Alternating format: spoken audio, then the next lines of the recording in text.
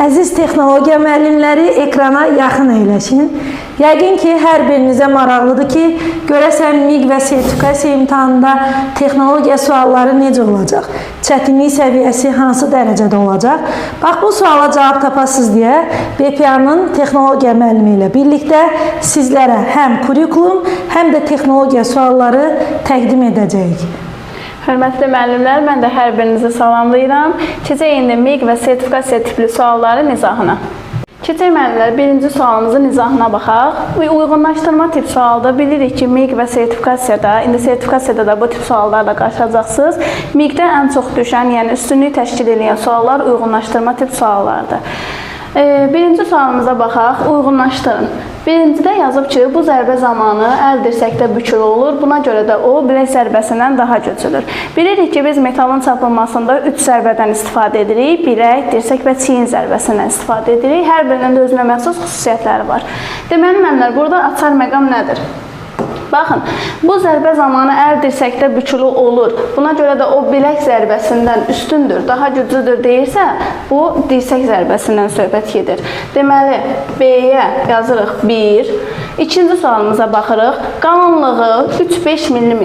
3-5 mm olan metalların çapılması və böyük səthlərin emalı zamanı istifadə edilir. Baxın, müəllimlər, sizə bir açar məqam deyim. Öz qolunuzun üstündə götürün bilək, dirsək və çiyin zərbəsi. İkinci sırada dirsək gəlir, düzdürmü? Dirsək zərbəsi 2-3 mm, üçüncü isə çiyin zərbəsi, üçüncü 3-5 mm-də çiyin zərbəsinə. Deməli, qalınlığı 3-5 mm olan metalların çapılması və böyük səthlərin emalı zamanı istifadə edilir desə, bu çiyin zərbəsidir. C-yə 2. 3-ə baxırıq. Nazik təbəqə və yumuşaq metaldan olan pəstaqların üzərində çapılmanın sonunda bu zərbə tətbiq edilir. Çapılmanın sonunda, baxın, nazik təbəqə və yumuşaq metal deyirsə, bu müəllimlər aiddir bilək zərbəsinə. Sonra, tirişkələrin iti kənarlarının götürülməsi, yenə nazik yumuşaq metal deyirsə, yenə tirişkələ, burada heç bir zərbədən istifadə olmur, sadəcə iti kənarların götürülməsi üçün.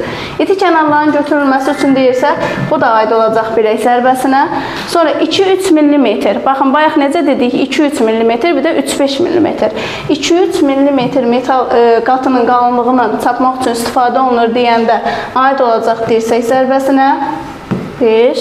Və sonuncu, bu zərbə çox sərrast olmalıdır ki, yəni çox rahat, çox sərbəst olmalıdır ki, çəkicin döyəcinin mərkəzi qələmin başlığının mərkəzinə düşsün. Bu da olacaq sonuncu zərbə, yəni çiyin zərbəsi o qədər rahat olmalıdır ki, çəkicin başlığı qələmin başlığına çox rahat düşsün. Bu da olacaq sonuncu zərbəyə çiyin zərbəsinə. Deməli, A-ya 3-4, B-yə 1-5, C-yə isə 2-6, düzgün cavabımız olacaq A variantı. Buyurun, Gülər müəllimə. Keçək kurikulum sualının izahına.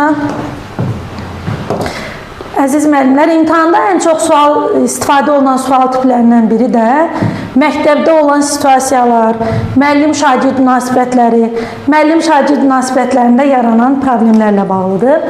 Sualımıza diqqət yetirək. Deyir ki, müəllim məktəbdən kənar bir yerdə başqa bir sinifin şagirdinin siqaret çəkdiyini görür. Belə olduğu halda müəllimin nə etməsi doğru olmaz. Çalışın ki, həmişə suala diqqətlə baxın. Deməli, bir müəllim məktəbdən kənar bir yerdə öz şagirdi deyil, amma məktəbin şagirdlərindən birinin siqaret çəkdiyini görür. Müəllim nə etsə doğru olmaz.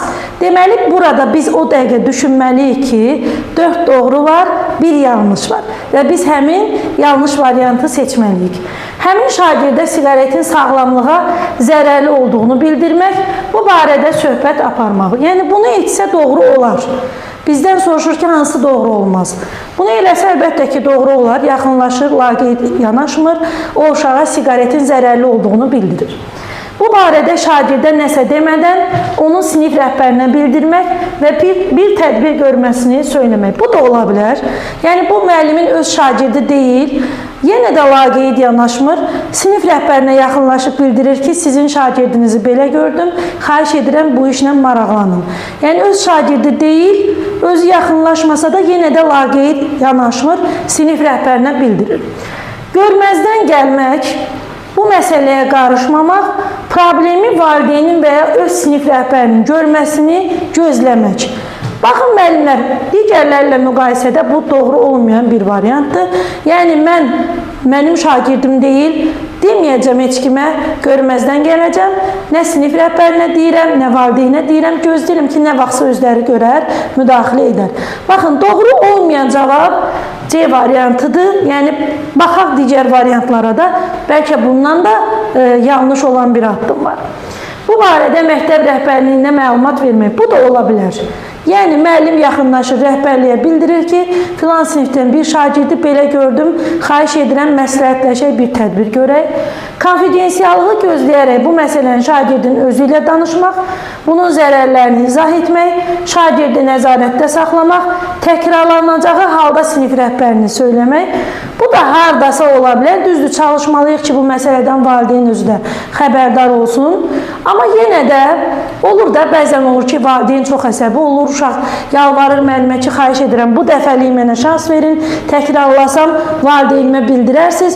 Burada müəllim bu şagirdə konfidensiallığı qoruyaraq fərdi yanaşır, özünə başa salır və mütləq nəzarətdə saxlayır ki, bu hal təkrarlanmasın. Təkrarlanarsa o zaman sinif rəhbərinə və valideynə deyə bilər. Hansı variant səhv oldu, hansını eləmək olmaz? Əlbəttə ki, C variantı bu vəziyyəti, bu problemi görməzdən gəlmək. Bu cür testlərdə müəllimlər ola bilər ki, bir neçə variant uyğun gəlsin, amma siz ən uyğun gələn variantı seçməlisiniz. İndi isə keçək Ayşən müəllimənin sualına. Keçək müəllimlər ikinci sualımızın izahına. Aparan qasnağın diametri 50 mm, aparılan qasnağın diametri 25 mm-dir. Əgər aparan qasnaq 60 dövr dəqiqə ilə fırlanarsa, aparılan qasnağı neçə dövr dəqiqə ilə fırlanar? Bu sualımız müəllimlər 7-ci sinif texnologiya dərsində maşın və mexanizmlər haqqında olan məlumat mövzusunu əhatə edir. Orada bizdə bir düstur var idi müəllimlər, ötürmə ədədinin düsturu var idi. I bərabərdir N1 böl N2 bərabərdir D2 böl D1. I ötürmə ədədi idi. N1 aparan qasnağın dövrlər sayı, N2 aparılan qasnağın dövrlər sayı, D2 aparılan qasnağın diametri, D1 isə aparan qasnağın diametri. İndi müəllimlər, baxın, yerinə qoyaq, hesablayaq. Deməli, 2 olanda aparılan qasnaq olur. Yadınızda saxlayın müəllimlər. 2 olanda aparılan qasnaq olur. Bizə verib aparan qasnağın diametri, yəni D1 bərabərdir 50 mm. 50 mm.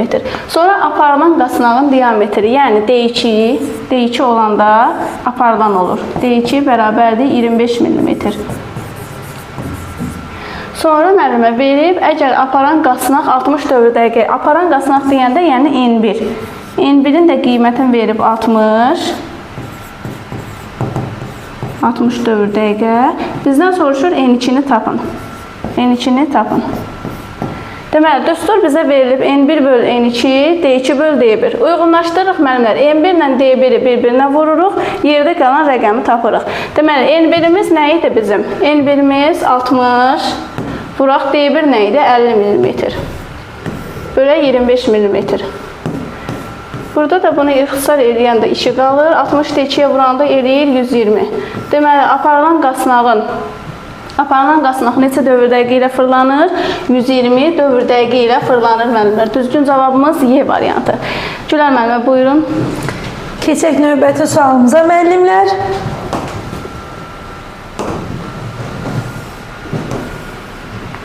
Növbəti məktəb situasiyasına baxaq. Müəllim şagirddən soruşur. Layihənin təhvil verilməsinə az qalıb.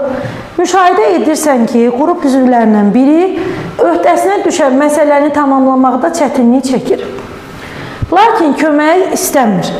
Belə olan halda nə edərdin?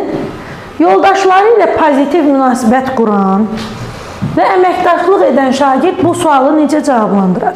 Nəzərinizə çatdırım ki, bu sual imtahanda qəbulda düşmüş suallardan biridir. Problemə həmişə diqqətlə baxın. Problemə diqqətlə baxmasanız cavabı seçə bilməyəcəksiniz. Burada problem nədir müəllimlər?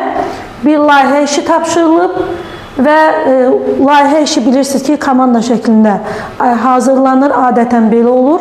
Qrupda deyək ki, 4-5 şagird var və qrup üzvlərindən biri öhdəsinə düşən məsələni tamamlamaqda çətinlik çəkir. Yəni çətinliyi var. Biri var ki, məsuliyyətsizlik eləyər, bilə-bilə eləyər. Bir də var ki, bunun üçün çətindir həmin tapşırıq.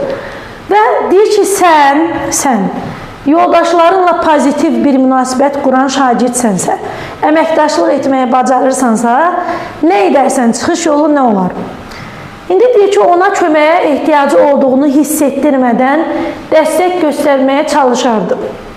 Yəni, doğrudan da əgər şagird yoldaşları ilə pozitiv münasibət quran bir şagirddirsə, bu addımı atar. Yəni, köməyə ehtiyacı olduğunu hiss etdirmədən, yəni ki, başına qalxmadan, sən bilmirsən, mənim sayəmdə biləcəksən demədən yaxınlaşıb ona kömək eləmək. Bu, düzgün cavaba uyğun gəlir, amma tələsməyək.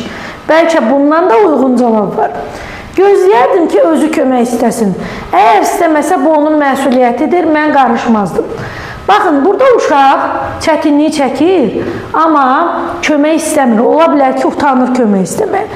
Əgər bu uşaq da desə ki, gözləyərdim ki, özü kömək istəsin, da dərs qutardı ki, kömək istəmir də, yəni sən onu gözləsən də istəməyəcək. Və burada deyir ki, pozitiv münasibət yaradan şagird nə edərdi? Pozitiv münasibət yaradan, əməkdaşlıq edən şagird gözləməzdi, dərhal müdaxilə edərdi. Ona görə B variantı düzgün cavab ola bilməz. Müəllimə xəbər verərdim ki, filan şagird işi çatdıra bilmir, müəllim özü tədbir görsün. Bu da olmayacaq. Niyə? Burada elə bir işi atır müəllimin üstünə ki, get sən həll elə. Amma sualda bizdən nə soruşur? Əməkdaşlıq edən, pozitiv münasibət quran şagird özü nə edər? Burada axı müəllimin üzərinə atır. Mən onun yerinə işi tamamlamağa çalışardım ki, qrup işi yubanmasın. Bu da əməkdaşlıq edən şagirdin işi deyil. Yəni, mən işi özüm gördümsə, yoldaşıma kömək eləmədim axı. O inkişaf eləmədi axı. Bu, necə pozitiv münasibət oldu, necə əməkdaşlıq oldu? Öz işimi vaxtında bitirib digərlərinə qarışmazdım. Hər kəs öz məsuliyyətini özü daşımalıdır. Burada da mən öz işimi görüm, qalanları görmür, görməsin, özləri bilər. Yəni, kim ölür, kim qalır, kimin başına nə gəlir, gəlsin, mənim nəyimə lazım. Bu da düzgün cavab olmayacaq, çünki əməkdaşlıq etməyə çalışan şagird nə edərdi? A variantındakı qərarı verərdi ki, ona köməyə ehtiyacı olduğunu hiss etdirmədən dəstək göstərərdim. Bugünkü izahlarımız bu qədər müəllimlər. Gələn videoda görüşənədək. Əgər belə videoların davamlı olmasını istəyirsinizsə, bizim səhifələrimizi izləyin.